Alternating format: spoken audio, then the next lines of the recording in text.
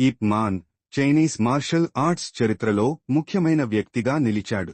అతని జీవితంలో ఎదురైన సవాళ్లు, విజయాలు మరియు అతడి మార్షల్ ఆర్ట్స్ పట్ల అంకితభావం అనేక మందికి స్ఫూర్తినిచ్చాయి. ఇప్ మాన్ ప్రసిద్ధ వింగ్ చున్ విద్యను ప్రపంచానికి పరిచయం చేసి తద్వారా తన శిష్యుడు బ్రూస్ లీ ద్వారా అంతర్జాతీయ గుర్తింపు పొందాడు. బాల్యం మరియు ప్రారంభం. ఇప్ మాన్ 1893లో గువాంగ్డాంగ్ ప్రావిన్స్లోని ఫోషాన్ అనే గ్రామంలో ఒక ధనవంతమైన కుటుంబంలో జన్మించాడు. ఆయన అసలు పేరు ఇప్ కైమ్యాన్. చిన్నతనంలోనే ఆయనకు మంచి చదువు అందడంతో పాటు శారీరక శక్తి పెంపొందించడానికి వింగ్ చున్ కళను నేర్చుకునే అవకాశం కలిగింది. వింగ్ చున్ అనేది శత్రువు దాడులను తిప్పికొట్టే పద్ధతిగా పేరొందిన ఒక చైనీస్ మార్షల్ ఆర్ట్. ఇప్ మాన్ తన 13వ ఏట చాన్ వాషూన్ అనే గురువు దగ్గర వింగ్ చున్ విద్యను అభ్యసించడం ప్రారంభించాడు. చాన్ వాషూన్ దాదాపు 3 సంవత్సరాల పాటు ఇప్ మాన్ కు శిక్షణ ఇచ్చారు. చాన్ వాషూన్ మూతి తరువాత ఇప్ మాన్ తన విద్యను ముందుకు తీసుకెళ్లేందుకు హాంకాంగ్ వెళ్లి లియాంగ్ బిక్ అనే ఆచార్యుని దగ్గర మరింత ప్రావీణ్యం సాధించాడు. వ్యక్తిగత జీవితం. ఇప్ మాన్ కేవలం తన విద్యకే కాకుండా కుటుంబానికి కూడా సమాన ప్రాధాన్యం ఇచ్చేవాడు. ఆయన భార్య చెంగ్ విన్సింగ్, పిల్లలతో పాటు ఫోషాన్లో స్థిరపడిపోయాడు. తన సంపదను సామాజిక సేవలకు వినియోగించి అనేక మందికి సహాయం చేశాడు. వింగ్ చున్ కళలో నైపుణ్యం. తన శిక్షణ పూర్తయ్యాక ఇప్ మాన్ ఫోషాన్కు తిరిగి వచ్చి వింగ్ చున్ను మరింత అభివృద్ధి చేశాడు. కానీ ఆయన మార్షల్ ఆర్ట్స్ శిక్షణను పూర్తిగా ప్రజలకు అందించడానికి ఉత్సాహం చూపలేదు. ఒక గొప్ప కళాకారుడిగా తన విద్యను ప్రతిభావంతులకు మాత్రమే అందించేవాడు. యుద్ధకాలంలో జీవితం. జపాన్ చైనాను ఆక్రమించిన సమయంలో ఇప్ మాన్ యొక్క జీవితం పెద్దగా మారిపోయింది. ధనవంతుడైన ఆయన కుటుంబం ఆర్థికంగా ఇబ్బందులను ఎదుర్కొంది. ఈ సమయంలోనే ఇప్ మాన్ ఇతరులకు వింగ్ చున్ నేర్పించడం ప్రారంభించాడు. ఈ పరిస్థితులు ఆయనను ఒక మంచి శిక్షకుడిగా తీర్చిదిద్దాయి.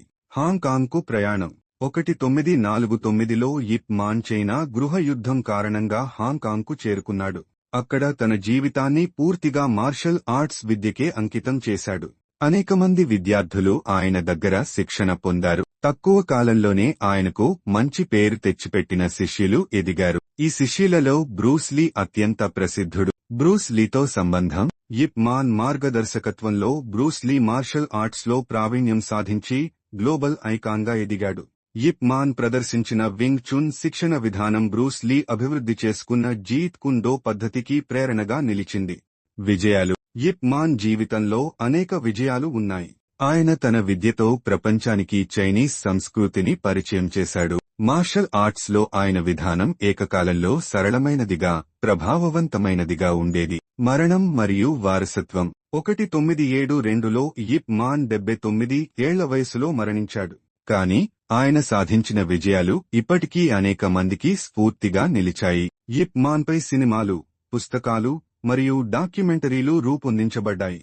ఇప్ మాన్ నుంచి నేర్చుకోవాల్సిన పాఠాలు. 1. అంకితభావం.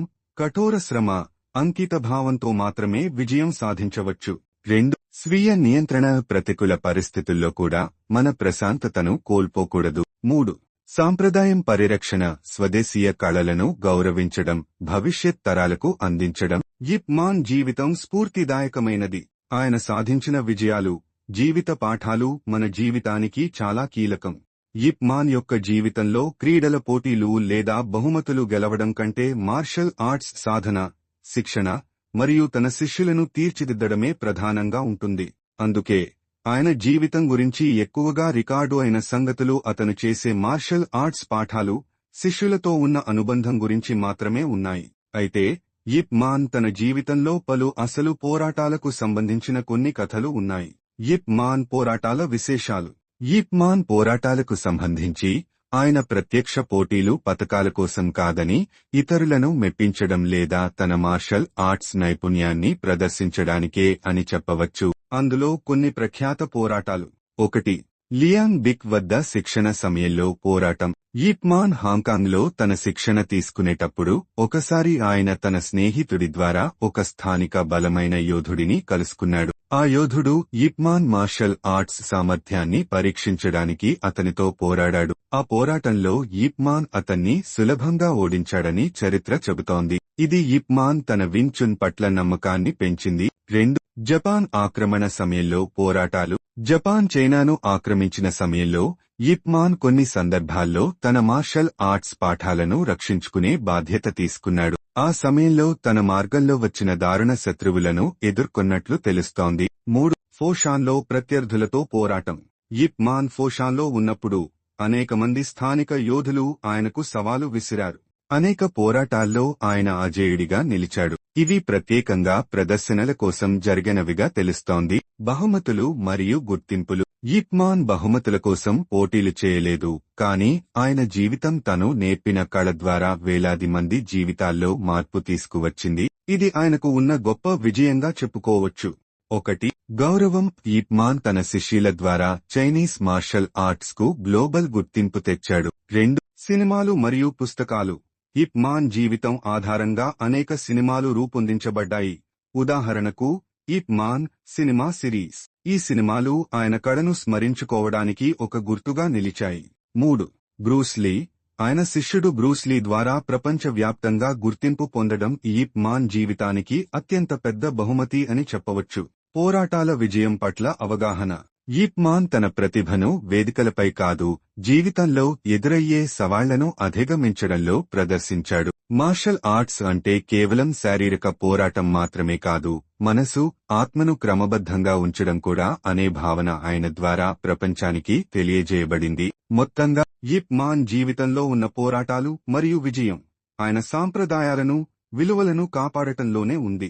ఆయన సాధించిన బహుమతులు పతకాల రూపంలో కాకుండా ప్రపంచవ్యాప్తంగా ఆయనకు లభించిన గౌరవం రూపంలో ఉంటాయి. యిప్ మాన్ జీవితంలో అనేక సంతోషకరమైన క్షణాలు ఉండేవి, కాని ఆయన వ్యక్తిగత జీవితానికి సంబంధించిన వివరాలు పూర్ణంగా అందుబాటులో లేవు.